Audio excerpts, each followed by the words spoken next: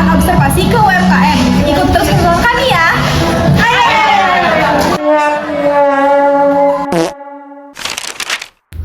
Setelah perkenalan dari kelompok kami, selanjutnya kami akan memperkenalkan salah satu UMKM yang kami observasi. Toko ini bernama Caklet yang berlokasi di Jalan Letkol Abdul Ghani dekat Masjid Raharja. Di sini mereka menjual berbagai produk seperti mukena, kemeja, kerudung, pajamas, dan daster. Toko ini menjadi salah satu pilihan menarik bagi masyarakat karena harganya affordable, terutama saat kegiatan CFD berlangsung. Untuk mengetahui lebih dalam mengenai usaha ini, mulai dari awal berdiri sampai kegiatan sehari-harinya, kami akan lanjut ke sesi wawancara dengan pemilik usahanya. Assalamualaikum warahmatullahi wabarakatuh. Jadi hari ini kami akan mewawancarai salah satu pemilik usaha di daerah Majalengka. Sebelumnya perkenalkan dulu, nama saya Oki Fihri Ramdhani dan hari ini saya tidak sendiri untuk sesi wawancara ini. Saya ditemani oleh Saya Irfan Nur Hidayat. Saya Nadine Firjani. Saya Rizka Praisti. kita belum perkenalan dulu untuk nama si tetehnya. Ya, nama saya Laila dari toko Caklet. Oke. Jadi teh hari ini kami ingin sedikit bertanya-tanya ya. Yang pertama itu kapan sih teteh memulai bisnis ini gitu? 2016. Oke. Lama juga ya? Ya, Udah berapa tahun? udah lama banget. Jadi sekarang saya ingin bertanya gitu, saat ini si teteh udah punya berapa karyawan di usaha teteh kali ini? Tadinya kan ada konveksi, karyawannya banyak, cuman karena ada kendala jadi konveksi stop dulu, jadi di toko cuma ada satu. Satu. Ya, cuma untuk beda toko aja. Terus selama perekrutan itu yang teteh cari gitu dari karyawan yang ingin teteh rekrut itu seperti apa nih kriterianya? Harus jujur, kriterianya harus jujur, kalau yang lain bisa ditolerir. Yang pertama itu harus jujur ya, yang paling penting itu Yang paling jujur. penting, ya. Lalu kan tadi teteh punya karyawan itu cuma satu ya. Itu tuh bagaimana gitu pembagian tugasnya antara si teteh dan si teteh sebagai owner ya, terus dengan karyawan teteh itu pembagian tugasnya itu seperti apa gitu? Karena saya terjun langsung, jadi karyawan hanya membantu, dan kalau ada barang datang itu bongkar-bongkar kayak gitu-gitu aja. Si teteh juga ikut terjun Iya, ya, ikut terjun. mantap. Ya, Lalu untuk selanjutnya itu bagaimana sih cara si teteh itu menjaga agar semangat karyawan teteh itu tetap pol gitu, tetap semangat setiap harinya untuk bekerja gitu? ya paling dikasih motivasi aja. Motivasi. Teteh kan tadi ini ya, modal usahanya tuh untuk Caklet ini tuh berapa tuh awal modalnya tuh? Waktu itu saya jadi guru BK, gajinya tuh cuma 2 juta. Nah, pas gajian itu dipakai modal. Dulu tuh cuma jual kerudung, tapi kita beli kain mentah, terus kita jahit tapi terus dikasih label. Nah, berhubung kesini banyak apa yang kerudung yang murah-murah, jadi kita udah beralih karena emang nggak bisa menyaingi kerudung itu gitu. Jadi mulai ke daster, ke apa jadi sedikit modal bertambah tambah nama barang kayak gitu sampai segede gini. Apakah sudah menggunakan pencatatan digital atau manual untuk keuangannya tuh? Belum sih, masih manual. Oh, masih. Selama teteh ngebuka usaha ini, tantangan terbesar dalam mengelola keuangan itu apa sih? Kayak diputar lagi tuh uang. Iya, paling kalau salah pilih barang, misalnya kebanyakan ngambil barang A. Nah, barang A tuh kita tembak nggak best seller, dan barangnya tuh numpuk, kita mau belanja lagi tuh jadi kan agak berkurang uangnya, jadi keputarnya telat. Jadi harus pinter-pinter. Iya, harus pinter main insting. Iya.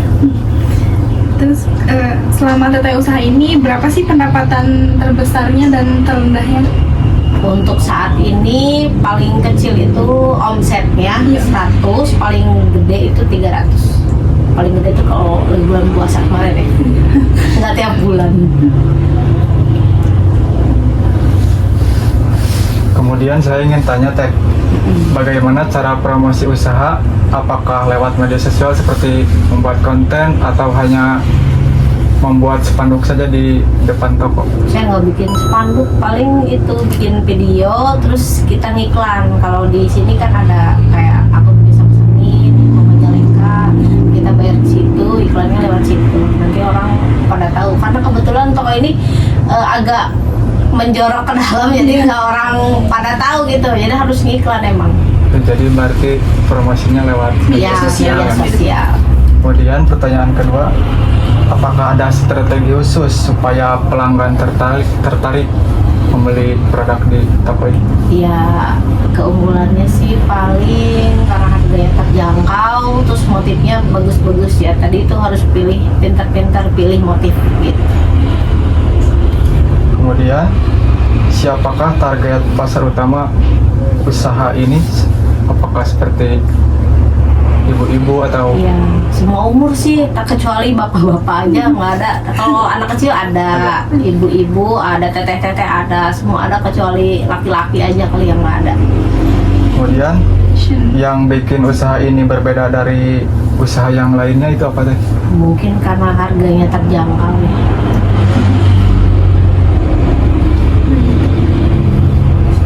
Kalau untuk setiap harinya buka tokonya itu dari jam berapa sampai tutupnya jam berapa? Jam 8 sampai jam 5 sore. Kalau hari Minggu mah GGM, jadi tokonya buka siang. Iya. Untuk buka juga di situ. Tetap buka, pulang dari GGM ke sini paling setengah hari ya. biasanya kalau lagi rame banget bagaimana cara mengaturnya? Harus gesit sih kalau lagi ramai karena pelanggan tuh nggak mau menunggu lama, jadi kita harus sacicet tetap sih ya. Apakah ada hari libur tertentu untuk toko ini? Nggak ada sih, paling itu aja minggu aja buka siang. Selanjutnya, apakah pernah mencoba mengubah jam operasional? Kalau iya, bagaimana hasilnya? Pernah dulu buka sampai jam 8 malam ya, cuman karena biar lebih efisien aja kita sampai jam 5 dan tinggal di share aja ke pelanggan kalau kita udah ganti jam, udah pada ngerti gitu.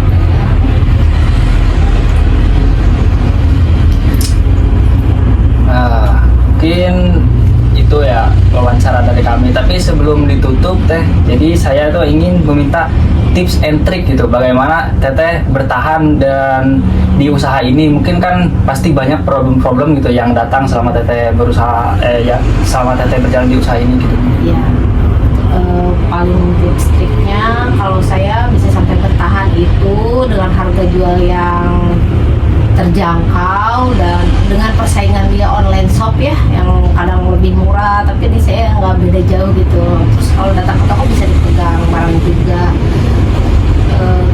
Pemilihan motif paling seperti itu aja, jadi menarik gitu. Jadi keunggulannya itu dengan harga yang murah tapi dengan dapat barang yang berkualitas. Nah ya, Mungkin dicukupkan sekian saja ya Teh wawancara kali ini. Terima kasih untuk Teh Naila telah berkenan untuk kami wawancarai. Mungkin kita berjumpa lagi di lain waktu. Terima kasih. sama-sama. Selanjutnya, kami akan membahas hasil observasi usaha Teh Laila dari beberapa aspek, mulai dari sumber daya manusia, keuangan, pemasaran, hingga jam operasional. Yuk kita simak penjelasannya. Dari sisi SDM, usaha ini memiliki sumber daya manusia yang terbatas karena hanya memiliki 1 karyawan akibat pengurangan tenaga kerja. Dalam perekrutan, Teh Laila lebih menekankan pada kejujuran sebagai nilai utama dibandingkan keterampilan. Selain itu, pemilik usaha juga berperan aktif dalam operasional sehari-hari untuk membantu pekerjaan agar lebih efisien. Meskipun jumlah tenaga kerja minim, motivasi kerja tetap dijaga melalui dorongan dan perhatian langsung dari pemilik, sehingga kinerja karyawan tetap optimal. Dari aspek keuangan, usaha ini bermodal dari penghasilan pribadi saat Teh Laila masih bekerja sebagai guru BK.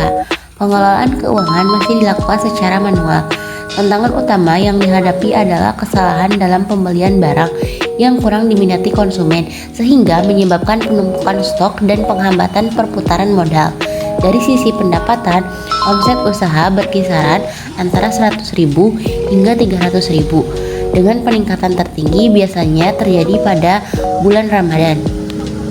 Dari aspek pemasaran, usaha ini memanfaatkan media digital melalui pembuatan konten untuk menjangkau lebih banyak konsumen. Selain itu, strategi yang diterapkan adalah menjaga kualitas produk dengan harga yang tetap terjangkau agar pelanggan merasa puas. Target pasar yang dituju adalah perempuan dari berbagai kalangan.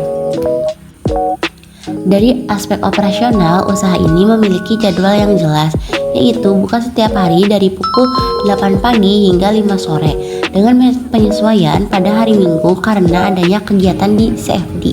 Dalam pelaksanaannya, karyawan dituntut bekerja secara sigap saat kondisi ramai agar pelayanan tetap optimal.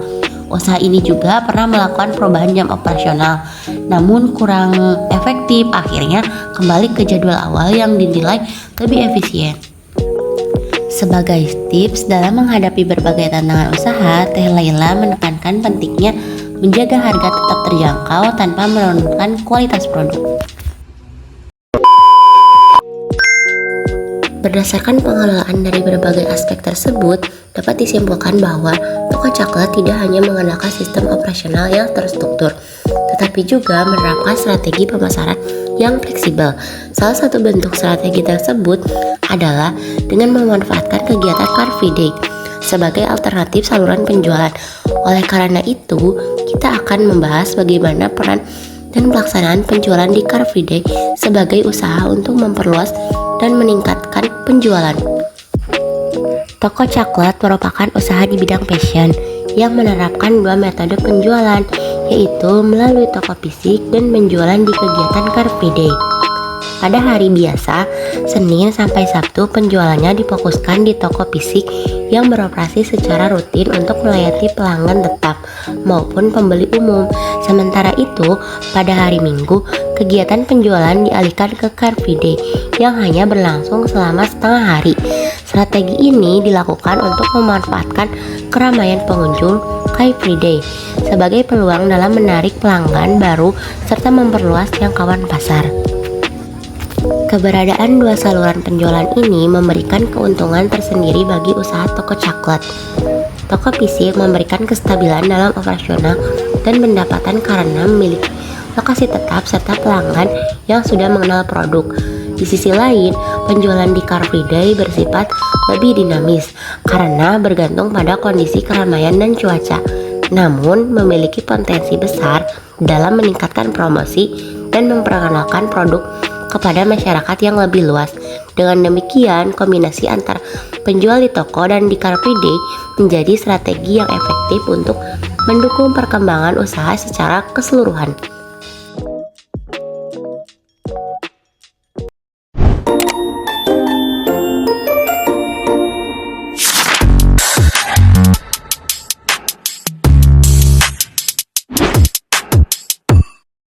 Mungkin cukup sekian yang bisa kami sampaikan dalam observasi UMKM kali ini. Mohon maaf apabila ada kesalahan. Cukup sekian. Dan terima kasih. Bye-bye.